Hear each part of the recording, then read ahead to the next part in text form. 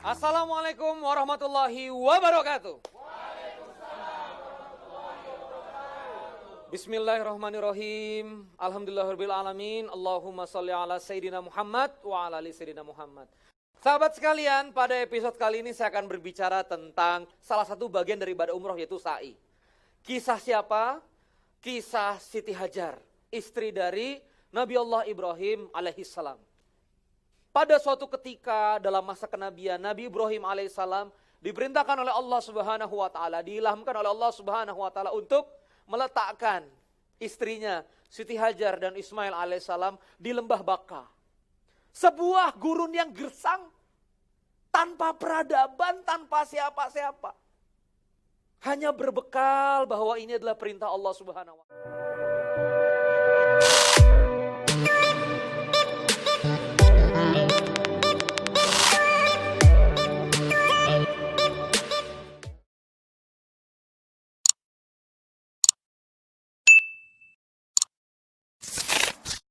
Akhirnya Ismail menangis karena memang di situ nggak ada air. Ismail menangis.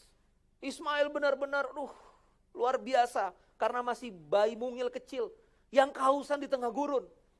Seorang ibu, jamaah sekalian, melihat anaknya nangis kira-kira gimana? Panik. Melihat anaknya nangis kira-kira mencari sumber mata air. Dari kejauhan bukit, namanya Bukit Sofa. Dia berlari ke Bukit Sofa. Ternyata di Bukit Sofa nggak ada. Dia lihat di bukit di sebelah sana kelihatannya ada air. Lari lagi, ternyata hanya Fata Morgana. Beberapa mufassirin mengatakan lari pertama, lari kedua, lari ketiga masih logis. Tapi akhirnya sudah masuk lari keempat, lari kelima. Siti Hajar hanya berlari. Hanya apa? Hanya berlari, kawan-kawan sekalian. Dan dalam redaksi setelah 7 kali berlari terdengar gemericik air.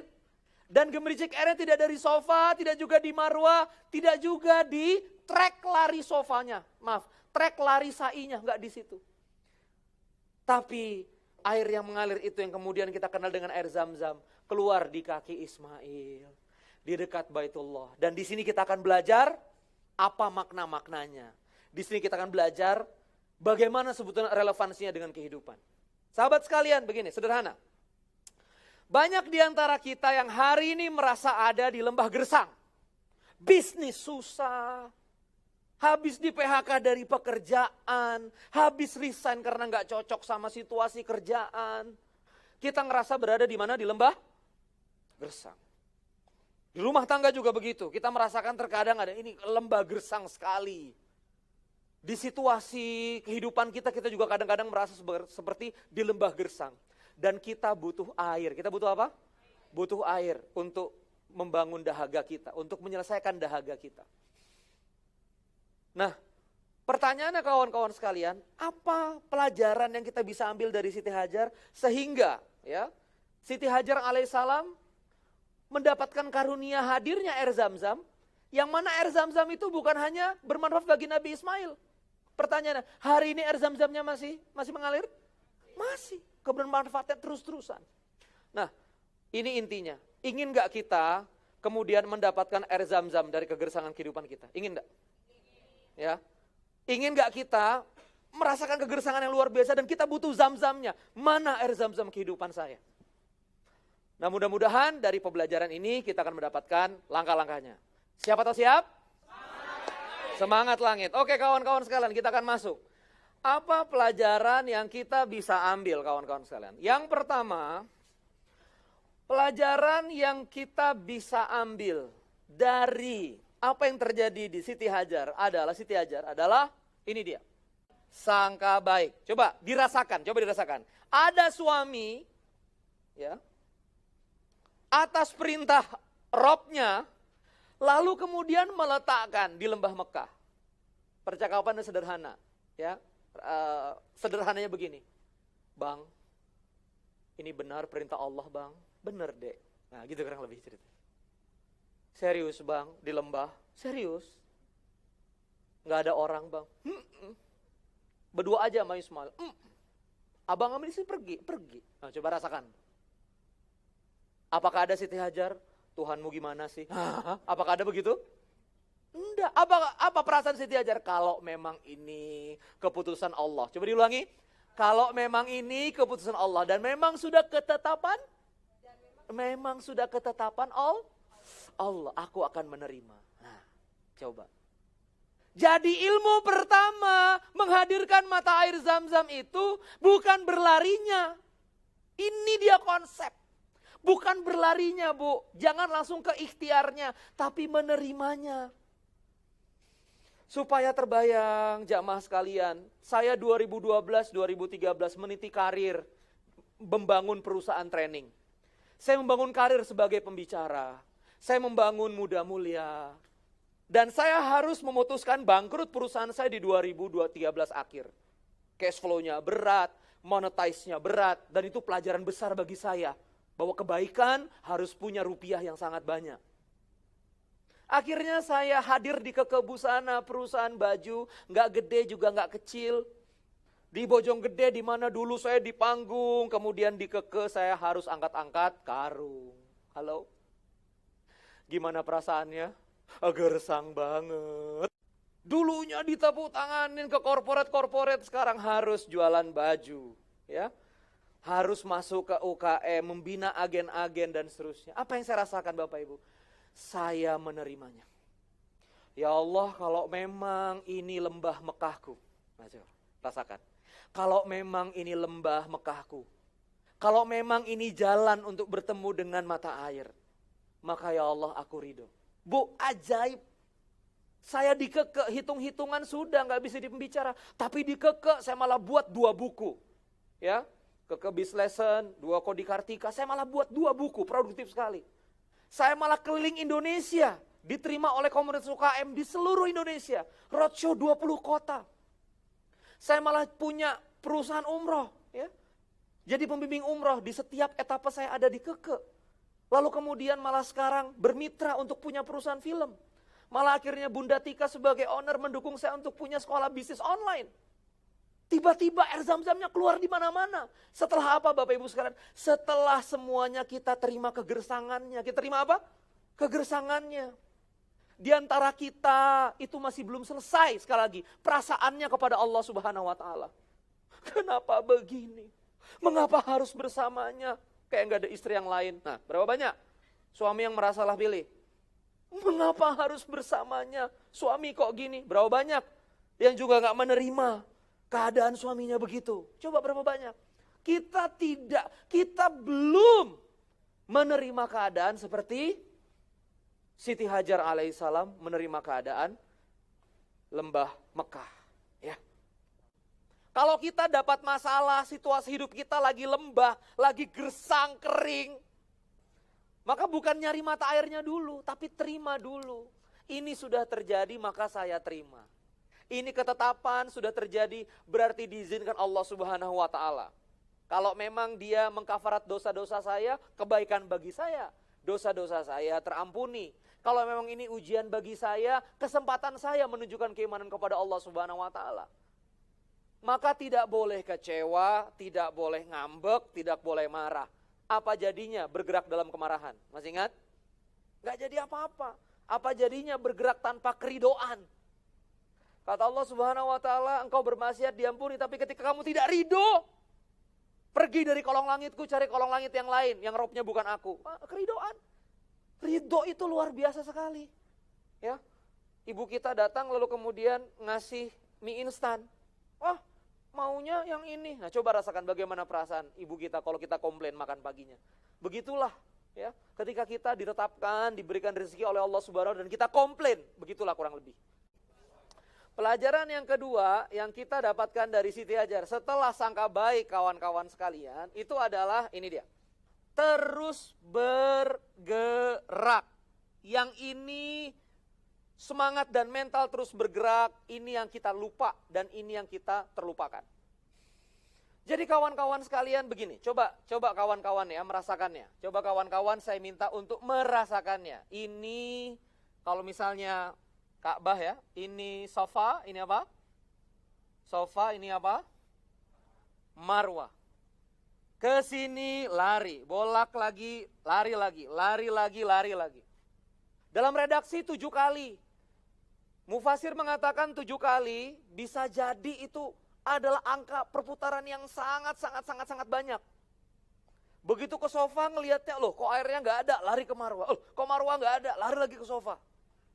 Semangat yang kita harus bangun begini, jamaah sekalian. Waktu kita usaha, sangat banyak kita mengalami kebuntuan dan kegagalan meraih hasil. Apa yang Siti Hajar cari? Air, setuju? Tapi ketemu air nggak di sofa?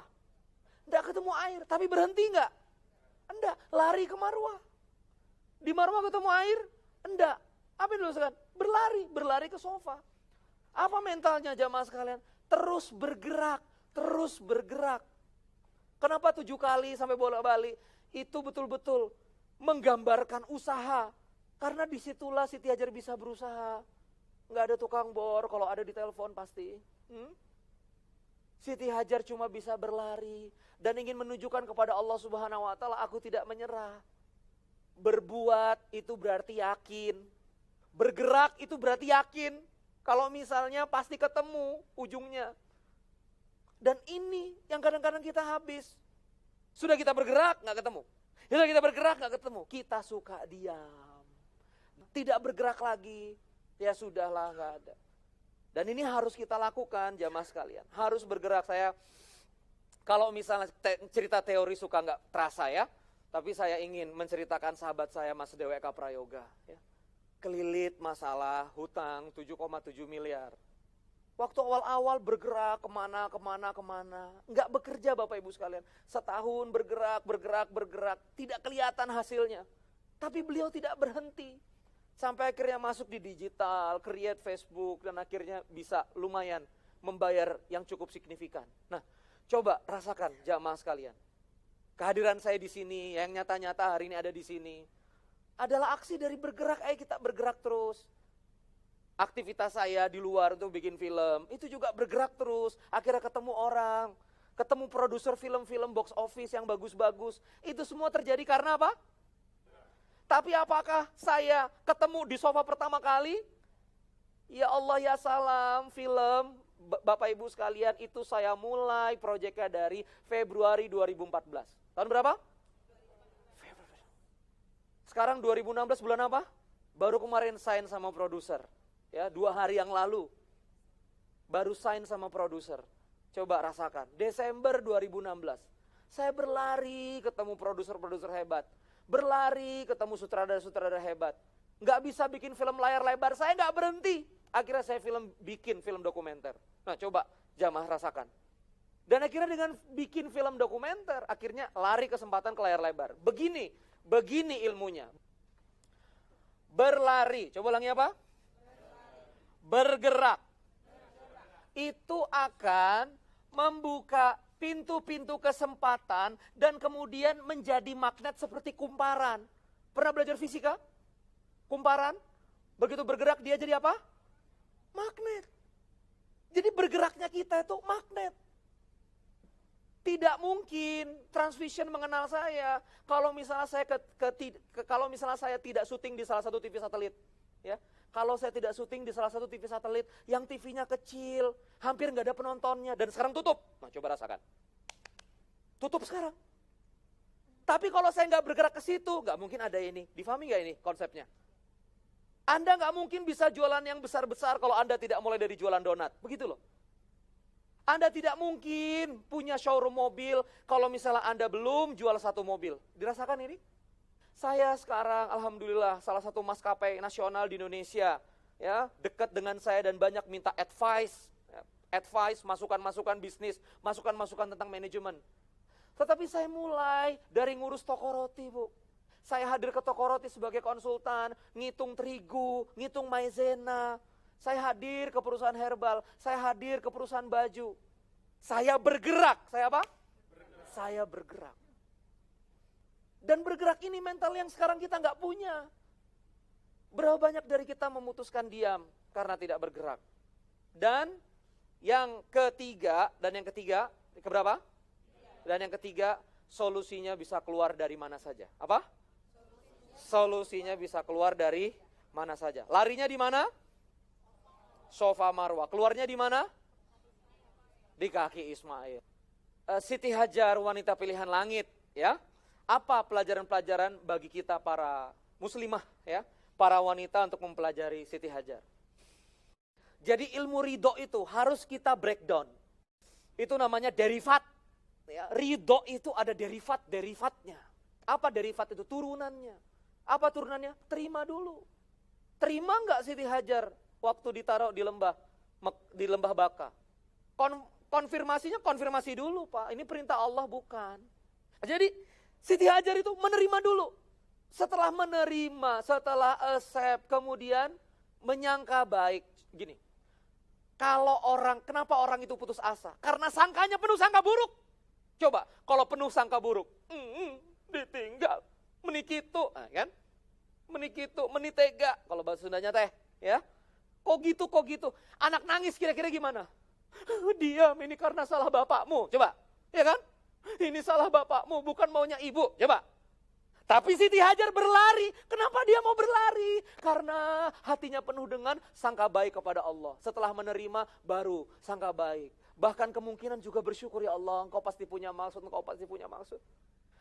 Coba jamaah, gara-gara itu, asbab sa'inya Siti Hajar, keluar Zam-Zam, lahir peradaban di Lembah Mekah. Sampai sekarang, dan dari keturunan Bani mereka, lahir manusia paling mulia, Nabiullah Muhammad Sallallahu alaihi wasallam, sallu ala Nabi. Itu dimulai dengan start peradaban air. Air itu hayatu mimma, minas sama, ya. Minas sama. Air itu sumber kehidupan, al-haya. Saya merinding ini. Jadilah Hajar apa jadilah sosok-sosok wanita yang menerima. Ya, saya berpesan pada muslimah yang sedang diimami oleh pria nakoda. Kadang nakoda itu kena ombak, Bu, mabok. Ya, mual-mual. Bayangkan ya, nakoda mual-mual. Bu, kamu bisa gak sih? Nah, coba rasakan. Jadi apa nakoda Bapak Ibu? Kalau dia mual-mual terus makin kita gojol. Kalau dia mual-mual, ajak dulu masuk ke dek, turunkan jangkar, kasih teh anget, pijitin, bangkitkan lagi nakodanya. Itu tugas seorang Hajar. Apa makna pengulangan yang dilakukan oleh Siti Hajar? Pengulangan yang dilakukan oleh Siti Hajar karena Siti Hajar hanya melihat, hanya mengetahui hal itu yang bisa dilakukan. Betul? Benar enggak? Artinya kalau misalnya Anda punya option lain, ya. Kalau Anda punya option, di bisnis itu ada namanya grow tools. Grow tools itu goalnya apa, realitinya apa, option. Nah, kalau Anda masih punya option, tentu bergerak milih option. Bergerak milih pilihan-pilihan yang ada. Tetapi, Kang Randy aku cuma taunya ini, Kang Randy, bergeraklah. Kang Randy aku cuma taunya itu, bergeraklah. Saya jamaah dulu hanya taunya kalau setiap ada pengusaha kita bantu coaching. Ya, saya hanya tahu itu. Dan saya hanya bergerak itu. Enggak canggih-canggih Pak. Saya di perusahaan saya Busana Muslim, saya enggak canggih-canggih gayanya. Saya hanya melakukan yang saya mungkin bisa lakukan. Dan saya persistence, itu yang penting. Jadi yang pertama adalah keep your positive mind. Positif dalam kekurangan, positif dalam tekanan. Lalu yang kedua bisa apa? Keep moving. Apa namanya? Keep moving. Dan ini Pak kuncinya. Nggak peduli solusinya nanti di situ. Betul? Lah saya jauh-jauh panganan kiri ngalor ngidul. Transvision Pak jodohnya. Coba rasakan. Kemana-mana saya. Saya dulu punya klien. Ya Bunda Tika itu. Klien saya pertama kali. Saya cari solusi kemana. Ternyata ya klien itu. Dan Bunda Tika itu dalam sejarah yang pertama kali menawarkan untuk saya masuk ke bukan saya yang menawarkan. Coba bagaimana Allah bekerja. Sangat dekat Pak. Solusi itu sebetulnya dekat. Tapi Allah ingin kita sa'i dulu jauh. Gitu, benar? Jadi Bapak Ibu, apakah ada begini? Begitu Siti Hajar lari, sofa, keluar di Zam-Zam. Tahu gitu saya nggak lari. Coba, apa begitu? Ya Allah, tahu gitu saya di sini aja loh ya Allah. Coba, apakah begitu? Tahu gitu saya di sini aja, nggak usah lari, ya Allah ngerepotin deh. Apa gitu? Apa begitu Siti Hajar? Enggak. Kalau enggak lari sofa Marwah, enggak keluar itu Zam-Zam. Hadirin, Allah Akbar. Jangan mentang-mentang saya ngomong begini, Zam-Zam deket, udah aja nggak usah kemana-mana. Nanti kan keluar juga di sini. Nggak boleh begitu. Dekat Bu. Jadi ini dia, ada keberkahan dalam gerak. Bergerak menciptakan momentum. Bergerak menyedot hal yang baik-baik. Tetap sangka baik, coba. Tetap bergerak. Dan tidak usah pedulikan solusinya keluar dari mana. Seperti biasa di setiap akhir segmen, dari hati terdalam saya menyapa sahabat-sahabat yang sekarang sedang berada di lembah yang gersang. Saya merasakan sekali keberadaan sahabat-sahabat yang sekarang merasa dalam kegersangan kehidupan yang luar biasa. Saya merasakan sahabat-sahabat yang sedang mencari mata air kesembuhan, mata air hadirnya keluarga yang sakinah, mata air pekerjaan yang baru. Dan ingat sahabat-sahabat sekalian, disinilah semuanya diuji. Apapun yang terjadi hari ini, terimalah karena sebetulnya itu sudah ditetapkan oleh Allah Subhanahu wa Ta'ala. Allah menghadirkan saya di depan sahabat-sahabat sekalian bukan tanpa alasan. Saya bersuara, kemudian menyapa hati kawan-kawan bukan tanpa alasan. Ya, karena saya ingin sahabat bergerak. Maka terimalah keadaan berada di lembah gersang. Lalu kemudian ketika Ismail menangis, ketika keluarga Anda menangis, ketika sekitaran Anda komplain dengan kehidupan Anda yang jatuh, maka bergeraklah, sailah, larilah. Sebanyak apapun teman-teman bisa berlari. Dan tunggulah saatnya air zam-zam akan keluar. Dan ini bukan air zam-zam Anda, ini adalah air zam-zam untuk orang lain juga.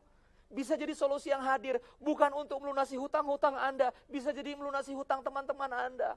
Bisa jadi ketika Anda berbisnis, ingin keluar dari masalah Anda, begitu bisnis Anda besar, bisnis itu malah menjadi mata pencaharian tetangga-tetangga Anda, karyawan-karyawan Anda, teman-teman Anda. Yakinlah sekali lagi, saimu bukan hanya saimu bukan hanya untukmu, bergerakmu bukan hanya untuk bergerakmu untuk air zam-zam yang akan mengalir lintas kehidupan. Terima kasih. Wassalamualaikum warahmatullahi wabarakatuh.